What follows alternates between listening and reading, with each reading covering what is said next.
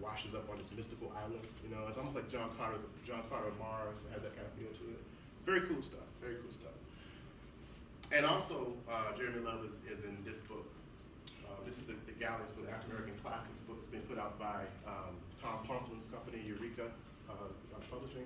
And this is a collection of early 19th century African American literature drawn by African American artists. You know, and you can pass it around and stuff. I'm in here. I actually illustrated a poem, but Jeremy Love did this, The Ghost of Deacon Brown. You know, it's really cool.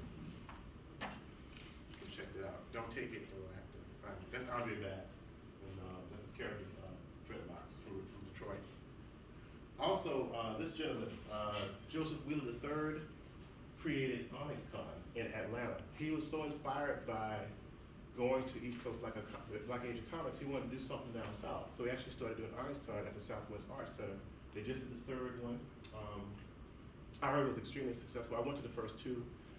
Basically, it's really like this like homecoming for people. And people just travel around and do these shows, you know. And again, not to segregate this particular experience, but you know, as far as like representation and this idea of resistance of being forgotten about or not paid attention to, and actually dealing with issues around, you know, being an African American creator in this particular medium, they are directly dealing with these issues, you know. And I really applaud them for that. It's a lot of work putting on this kind of stuff too. A lot of work. This gentleman is Kevin Sipp, who was actually a very talented artist in his own right. He actually is one of the curators at the Tubman Museum. Extremely talented Afrofuturist artist who really you should know about. You should get him here. You know, yes, he's very, very good. This is our book, published by Mark Beatty Publisher. We tricked someone to publish a book. Nice. No, actually, I'm just kidding. No. Mark Beatty Publisher is an excellent publisher. They are out of New York, Brooklyn, started by Mark Beatty, who's a graphic designer. And he decided that his love of books should become like his, you know, what he does, you know. And so he basically did this brash thing and started a company, you know. And so they do these really interesting, niche visual culture books, you know, about everything from like Japanese manhole covers to tart card books, you know. And we decided that that would be a great. Am I over already? How much time do I have? Keep going. I keep going? Okay, I'm almost done. I'm going to get through it. And so we pitched it. We pitched this idea of doing a book about this culture to them. So we want to do an art book. They do a lot of really beautiful art books, very high production values. And so they let us put the book together, design the book, and they are distributed by, what are they distributed? I can't forget, I forgot our distributor. That's hilarious. Anyway, so basically this book is like everywhere. I mean, it's really exciting because people are still learning about this book, you know, and about this movement. You know, because all of the stuff I just told you, you can actually see in Black comics, African American independent comics, art, and culture. I know it's a mouthful, but that's the name of the book. So this is our blog, which goes to our Facebook fan page, which you should all join now. 5,242 people. Like when I did this screenshot, which totally freaks me out. Like there's a lot of people out there, and internationally too. Like people from other countries are like tuning into the fan site, which is very exciting.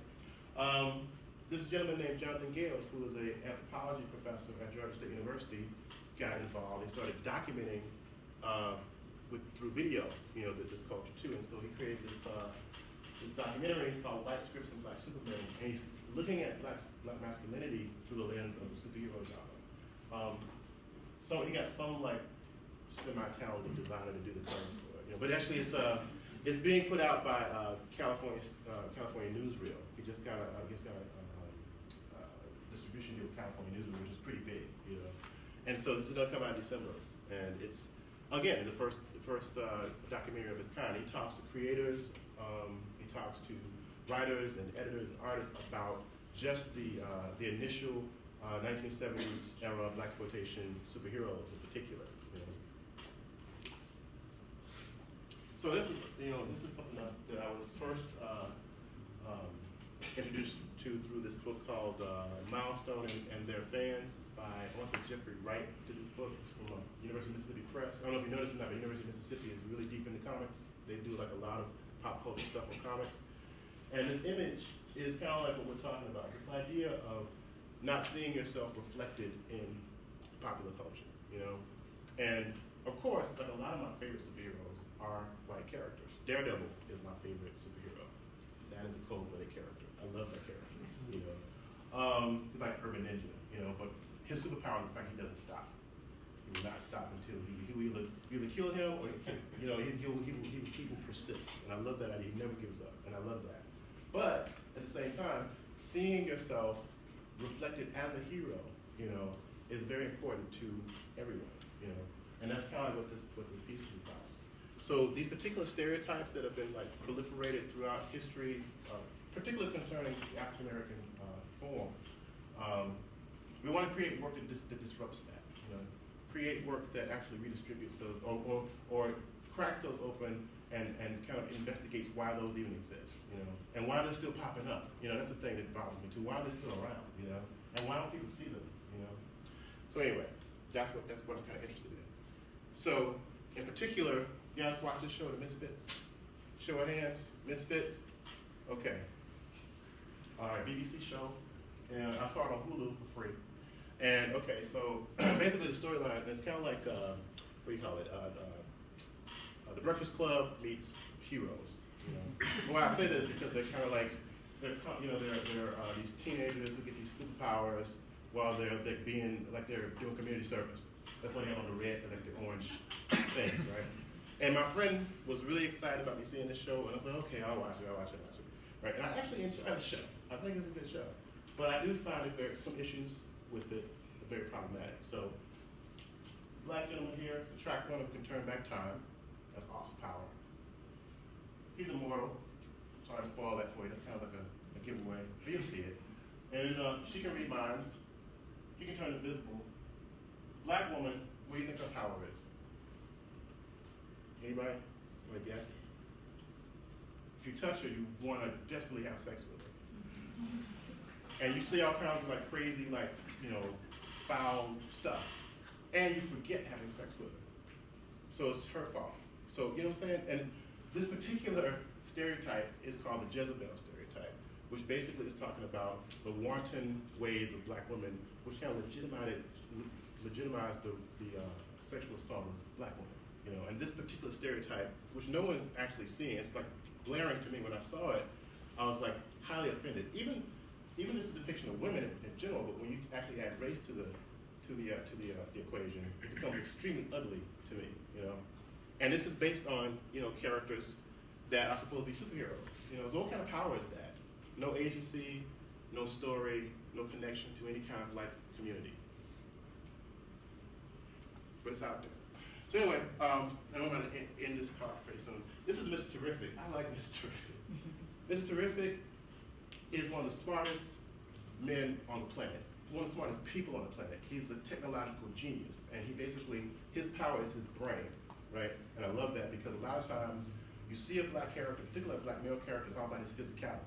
It's all about the fact that he's stronger than anybody else. He's like the stereotype of the brute, the idea of the black brute. This gentleman is one of the smartest like superheroes on the planet, and I love that. Now, you guys familiar with like 52, DC 52? You know what I'm talking about? No? Okay. DC Comics, you are. DC Comics recently scrapped 80 years of continuity to reintroduce all their characters to you, okay?